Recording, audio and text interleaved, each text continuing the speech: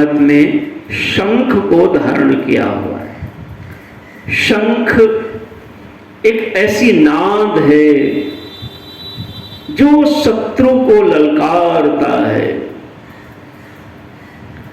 शत्रु को ललकारता है, चैलेंज करता है, चुनौती देता है, पुकारता है, आओ मैं तुमसे लड़ने के लिए तैयार हूं। इस नाद का जो द्योतक है वो है शंख। शंख दूर बैठे हुए शत्रु के हृदय को भी विदीर्ण कर देता है। हमारे पास शंख होना चाहिए यदि हम दुर्गति का अपने नाश करना चाहते हैं। तो जिसके पास शंख नहीं है वो दुर्गति में स्वयं डूब जाता है, वो कभी अपनी दुर्गति के नाश में आगे बढ़ नहीं पाएगा। मां दुर्गा जी का संदेश है इस पावन नवरात्रि में, यदि आप अपनी दुर्गति का नाश करना चाहते हैं तो आप शंख को धारण करें। शंख का संदेश है शिक्षा। शिक्षा की गूंज इतनी तेज होती है कि बड़े बड़े लोग भाग जाते हैं उसके आगे, ज्ञान के आगे। बल हो, शिक्षा हो, योग्यता हो। शिक्षा योग्यता को प्रदान करती है। जिसके पास योग्यता नहीं है इसका मतलब शिक्षा नहीं है, और शिक्षा का संदेश शंख प्रदान करता है। सुना होगा भगवान भागवत में, जब भागवत भगवान वर्णन करते हैं, जब भगवान के भक्त ध्रुव जी महाराज साधना किया और साधना करके भगवान प्रगटे, तो भगवान का अंतःकरण में यो अंतः प्रविश्य ममवाच इमाम प्रसुप्ताम। अंतःकरण में जो भगवान है, क्योंकि प्रभु का प्रथम दर्शन भीतर ही होगा, उनका दर्शन करने में ध्रुव जी तो लीन हो गए महाराज। भगवान जी बाहर भी खड़े, अब सोच रहे ये उठेंगे कब। तो भगवान ने उनके कपोलों में शंख का स्पर्श किया। देखो आप किसको छुआया, और जैसे ही शंख का स्पर्श किया वैसे ही ध्रुव जी महाराज को समस्त वेद वेदांतों का बोध प्राप्त हो गया। शंख विद्या का, शिक्षा का द्योतक है, और जिसके पास विद्या होती है, शिक्षा होती है, वही योग्यता होती है, और जिसके पास योग्यता होती है उसके नाम से लोग डरते हैं। आप कोचिंग में पढ़ाते हो, अच्छा पढ़ाना आ जाए तो लोग आपको तत्काल बड़ी सी बड़ी पगार देने के लिए तैयार हो जाते हैं। आप किसी भी सेक्टर में आपने विद्या प्राप्त कर ली, आप जहाज बना सकते हैं, ट्रेन के अंदर काम कर सकते हैं। आजकल तो सबसे बड़ा नेटवर्क महाराज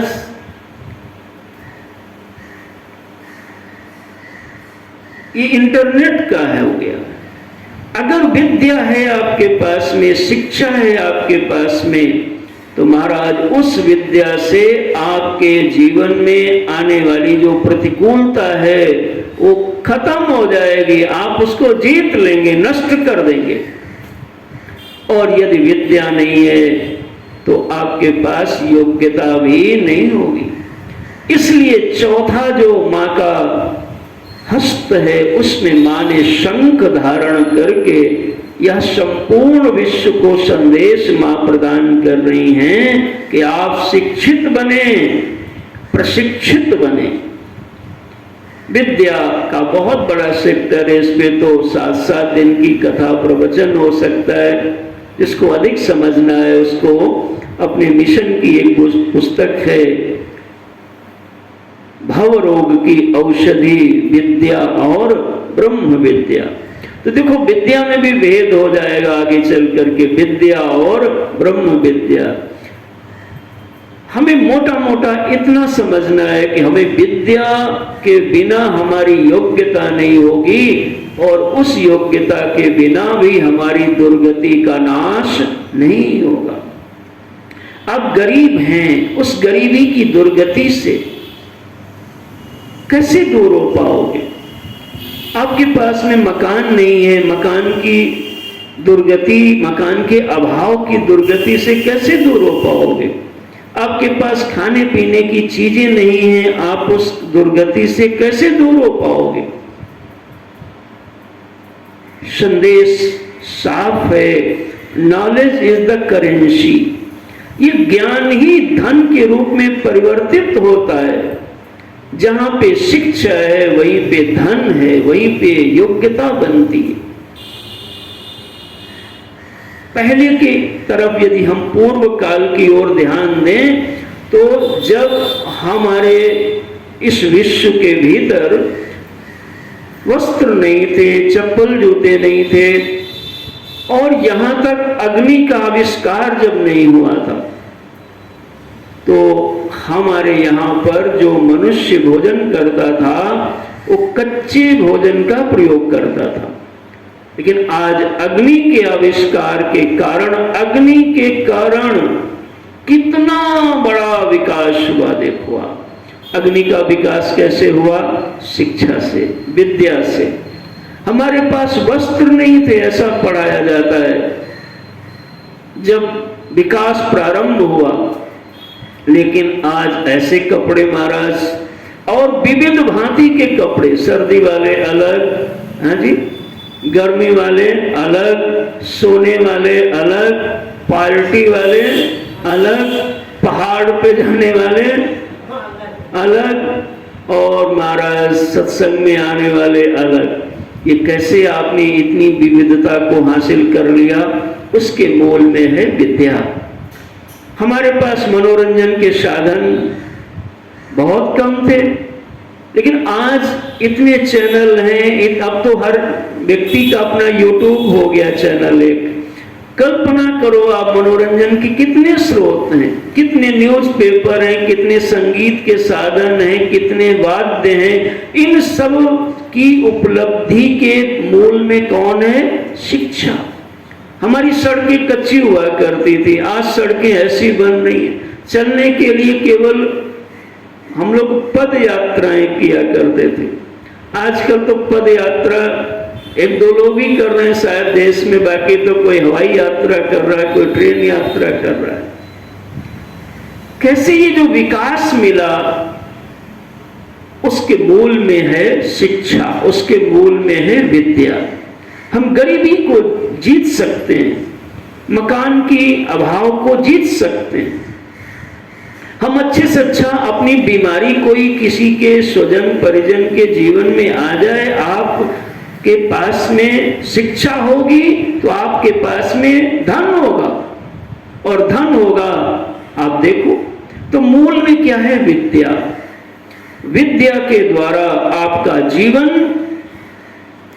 गुमनामी के जीवन से आप महायशस्वी हो सकते हैं। उसका कारण क्या होगी?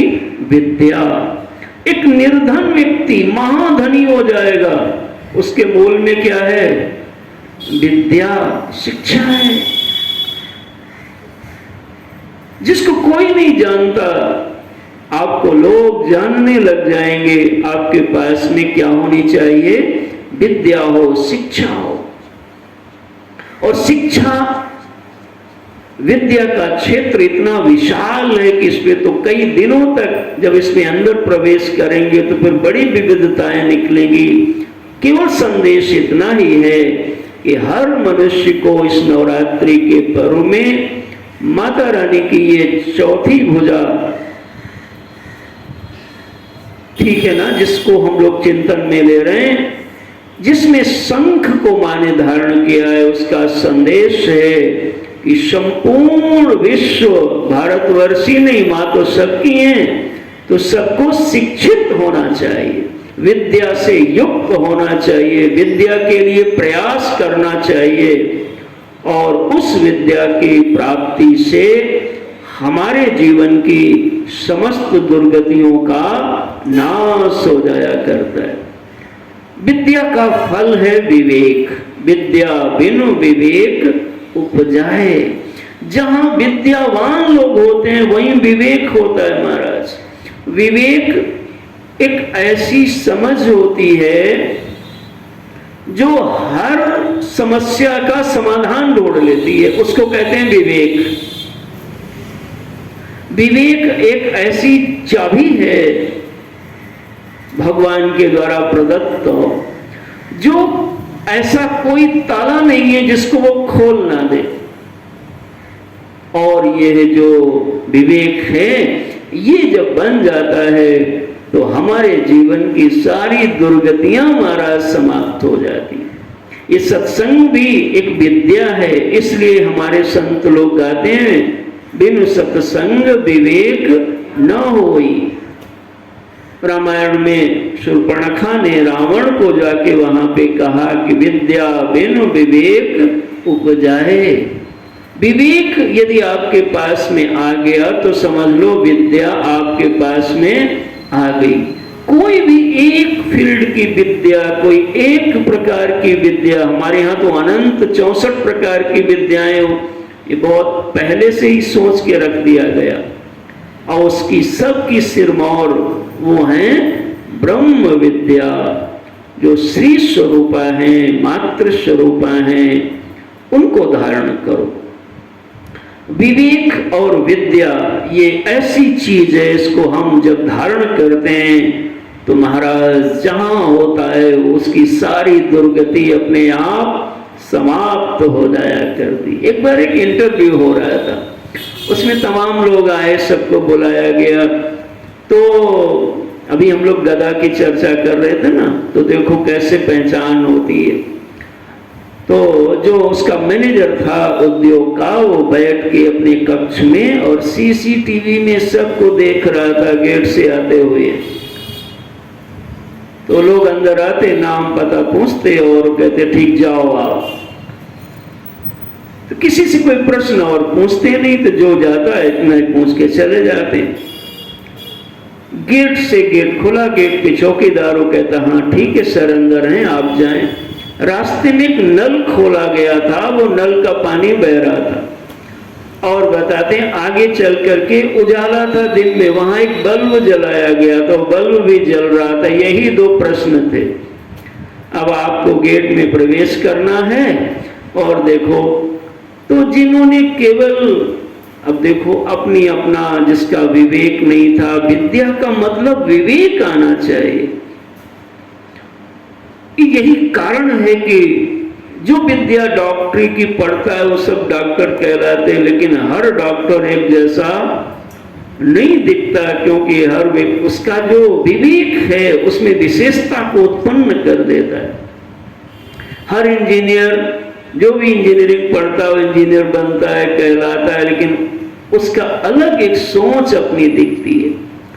तो कहते हैं वो बालक लोग इंटरव्यू के लिए उद्योगपति के कक्ष में जाते और पूछते नाम पता वापस जाओ। एक बालक उसमें जब अंदर गया तो जैसे गेट से गया तो देखा नल खुल खुल खुल खुल खुल खुल पानी बह रहा महाराज। तो सबसे पहले उसने तो नल बंद कर दिया। देखो ये तो हमारे भी आश्रम में लोग आते हैं, कथा सुनते हैं, सत्संग सुनते हैं, उसके बाद कुछ लोग दौड़ के मतलब जब देखते हैं काम हो गया, सब लोग तो लाइट कम कर देते हैं, पंखा चल रहा है कोई नहीं है तो उसको बंद कर देते हैं। अच्छा लगता है, ध्यान देते हैं चीजों की ओर।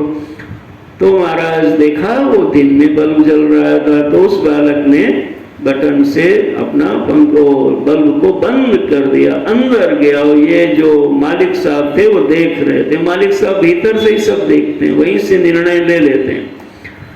और जैसे वो अंदर गया तो उन्होंने सीधे उसको कहा कल से आप यहाँ पे ज्वाइन कर लें। तो उसने कहा सर आपने तो कुछ पूछा ही नहीं और आपने तो कोई बात ही नहीं की। उनका नहीं, इंटरव्यू तो हो गया आपका। कहने का आशय क्या है कि यदि आपके पास में विद्या होगी विद्या माने पुस्तकों का ज्ञान भी और उन ज्ञानों से जनित विवेक भी। तो आपकी दुर्गति, अब इतने लोग आए, उसमें इनकी दुर्गति अपने आप समाप्त हो गई और महाराज जी आगे बढ़ गए। संदेश ये है कि हमारे जीवन में शिक्षा हो, शिक्षा और विद्या के कारण से हम अपने जीवन में उन्नति की ओर प्राप्त करते हैं, दुर्गति को समाप्त करते हैं। तो हम लोग आज दो माता की भुजा पर चर्चा किया। एक गदा का अर्थ है सुव्यवस्था।